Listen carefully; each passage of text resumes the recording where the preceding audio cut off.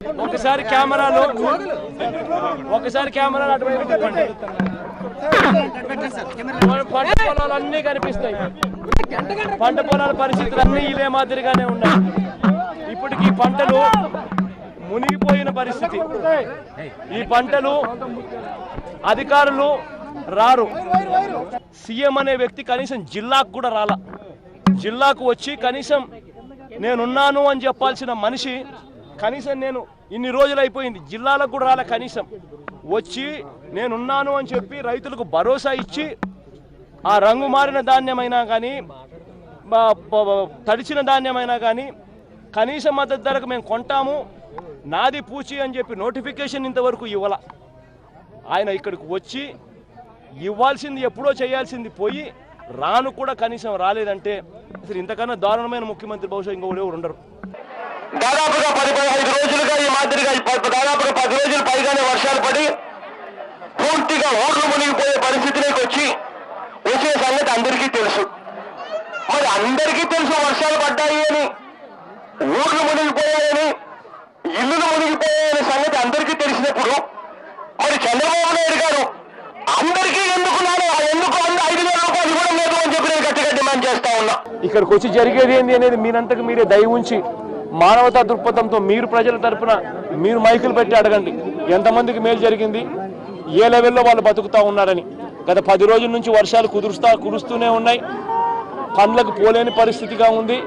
పనులకు పోలేక కనీసం బయటికి పోయి ఉపాధికి పోయి కనీసం కాస్తో కూస్తో 100-150 రూపాయలు సంపాదించే పరిస్థితి కూడా లేదు. ఇప్పటికే 10 రోజులు అయిపోయింది. ఇంకా కనీసం ఈ పరిస్థితి మెరుగు కావాలంటే ఇంకొక 10 రోజులు పడుతుంది. ఎక్కడి నుంచి వాళ్ళు బతుకుతారు?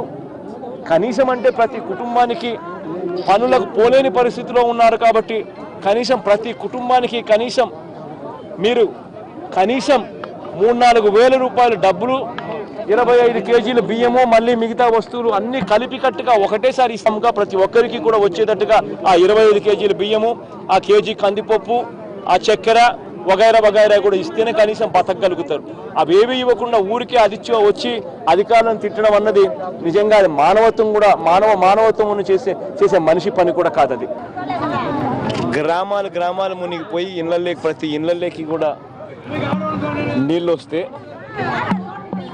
మరి ప్రతి గ్రామంలోనూ ప్రతి ఇంట్లోనూ దాదాపుగా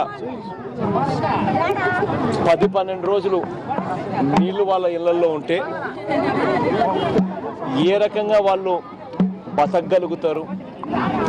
ఆ నీళ్లు వాళ్ళ ఇళ్లలో ఉండి ఆ డ్యామేజు, ఆ ఇళ్ళల్లోకి నీళ్ళు వచ్చిన డ్యామేజు పూడ్చుకునేదానికైనా లేదా వాళ్లకు పనులు దొరకని పరిస్థితి ఈ గత 10-15 రోజులు, ఇంకొక వారం 10 రోజులు కూడా అదే పరిస్థితి. పనులు దొరకని పరిస్థితిలో వాళ్ళని ఆదుకునే కార్యక్రమం చేయాలన్నా ఏ రకంగా చూసుకున్నా కూడా ప్రతి ఇంటికి కనీసం అంటే 4-5 వేల రూపాయలన్న డబ్బు ఇవ్వకపోతే వాళ్ళు ఎలా బతకగలుగుతారు? రైతులకు ఇవాళ ఎకరాకు నీకు తెలుసు, నాకు తెలుసు, రైతులకు అందరికీ తెలుసు. ఏ రైతులు అడిగినా కూడా ఎవరైనా కానీ చెప్తారు ఎకరాకు కనీసం 25,000 రూపాయలు 30,000 రూపాయలు ఖర్చు అవుతుంది అని. మరి ఎకరాకు 25,000 రూపాయలు 30,000 రూపాయలు ఖర్చు అవుతుంది అనే సంగతి అందరికీ తెలుసు. మరి అందరికీ తెలుసు. అదే రకంగా వర్షం అంతలక్కలా పడింది అని అందరికీ తెలుసు. మరి ఎన్యూమరేషన్తో ఏం పని? నిజంగా జిల్లా మొత్తం తడిసింది అని అందరికీ తెలుసు. ఎన్ని ఎకరాలు నానింది అనే సంగతి అందరికీ తెలుసు. ఎన్ని ఎకరాలు నీళ్ళల్లో మునిగిపోయింది అనే సంగతి అందరికీ తెలుసు. మరి ఎన్యూమరేషన్తో ఏం పని? వర్షాలు వచ్చినాయి, తడిచినాయి, అందరికీ తెలుసు. మరి అందరికీ అధికారులు రావాలి, వచ్చి తప్పుడు లెక్కలు రాసుకోవాలి, ఒకరికో ఇద్దరికో మాత్రమే ఇవ్వాలి అని చెప్పి ఎందుకు భ్రమ పెడుతున్నారు? ఎందుకు మభ్య పెడుతున్నారు? అందరికీ ఒకేసారి కాంపెన్సేషన్ ఎందుకు ఇవ్వడం లేదు? దానికి వేరే థియరీ కావాలన్నా?